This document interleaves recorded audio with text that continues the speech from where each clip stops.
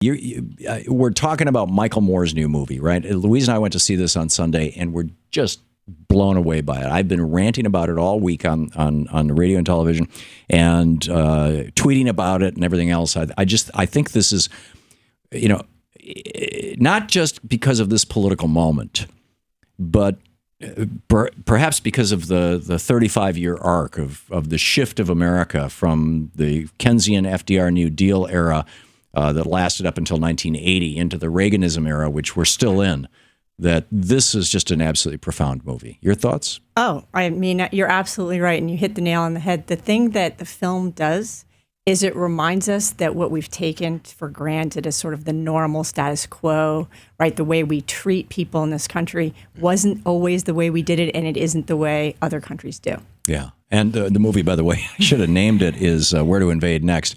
The premise of the film, you want to tell us about it? So the basic idea, it starts off very, very, very funny. A lot of intense shots of the Pentagon and planes flying. Michael Moore's drawn in to a room filled with generals, and they say, we haven't gotten it right since the big one. Can you help us?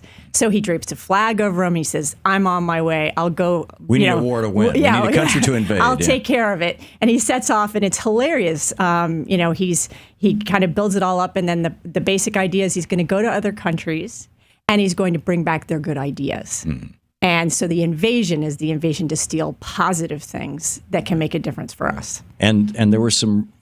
I lived in Europe for a year. I lived in Germany for a year back in the 80s, and I knew how the German healthcare system worked, and I knew that you could get a prescription from your doctor to go to a spa for 3 weeks, and the government would pay for it, and all that kind of stuff. In fact, I went to one of those spas. A friend of mine, while I was living there, got one of those prescriptions and invited Louise and I to come along, But there was a lot that just I didn't know. I didn't realize. I didn't realize how the Italian system with regard to employment.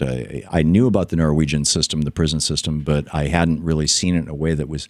In fact, actually, during that scene where he's talking about the Norwegian prison system, and toward the end where he contrasts it with the American prison system, I actually started crying. And I don't normally cry in movies, but it was like, it wasn't like sobbing crying, but tears were running down my face. Well, when I saw the film, there were lots of people in that full range, from tears to laughter to, just sort of discomfort, fidgeting.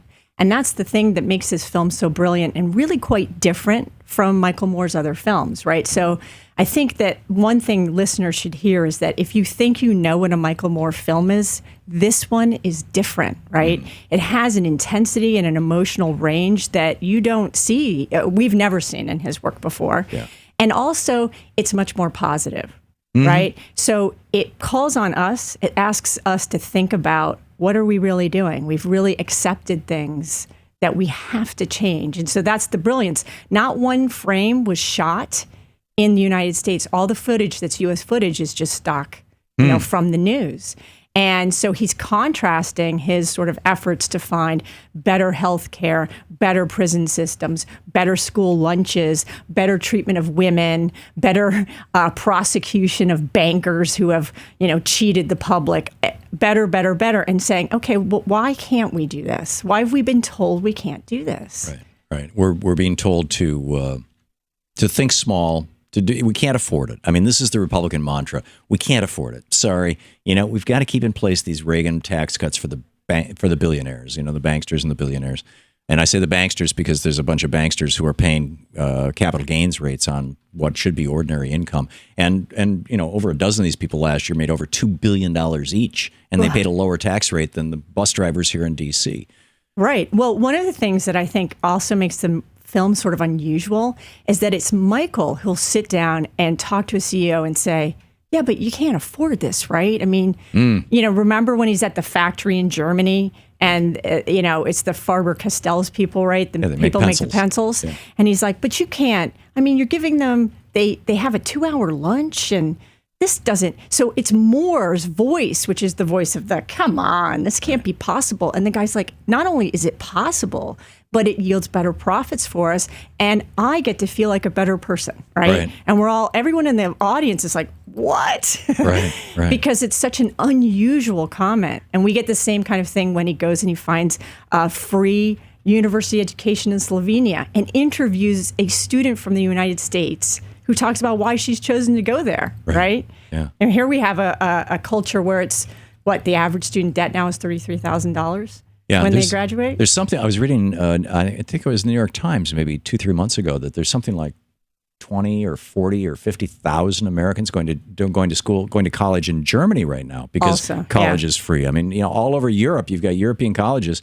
In fact, there's 1,100, if I'm remembering correctly, and I'm pretty sure I am, 1,100 different courses in the German university systems that are taught exclusively in English. And, Americans are signing up for these things.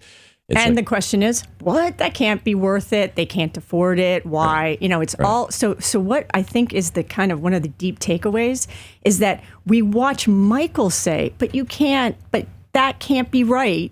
And we realize how much we've sort of internalize that process, that you see something possible and you immediately think, but you can't expand it to the economy of scale in the United States, right? So the joke is, oh, sure, you can do it in Norway because there's 17 people there, right? But again and again, Moore pushes on those kinds of questions when he's asking folks how this works. And he's getting positive answers. And that's the kind of deep and a lot of it doesn't just have to do with money. A lot of it has to do with culture. And I think we're still suffering frankly, from the sin of slavery. That particularly in the South, there's this culture that suggests that it's appropriate to exploit people, workers, and also the whole almost theocratic contamination of the United States. I thought the sex ed moment in that movie was.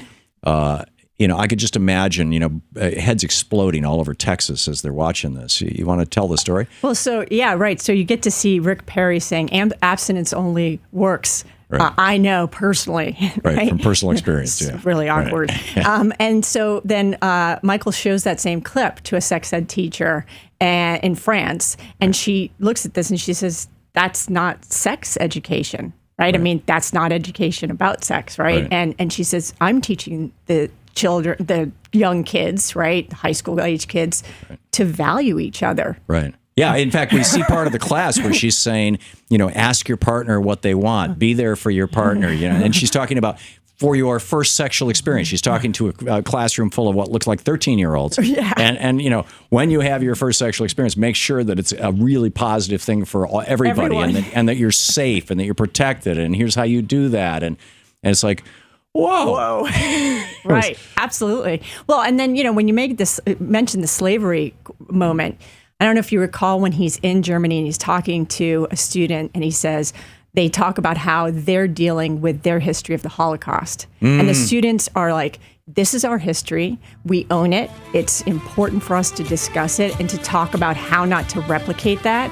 And Moore says, I come from a country that was built on genocide and slavery, but I don't think we're going to ever quite talk about this, right? And so that's another piece of the story, right? It really is. You can talk about a painful past and be proud of where you're going and who you are. There you go. Professor Sophia McClennen, thank you so much for being with us. Thank you. To watch more clips from our programs, hit the Watch More Videos button over here. And please be sure to hit the handy-dandy subscribe button so you'll always be up to date. Tag, you're it.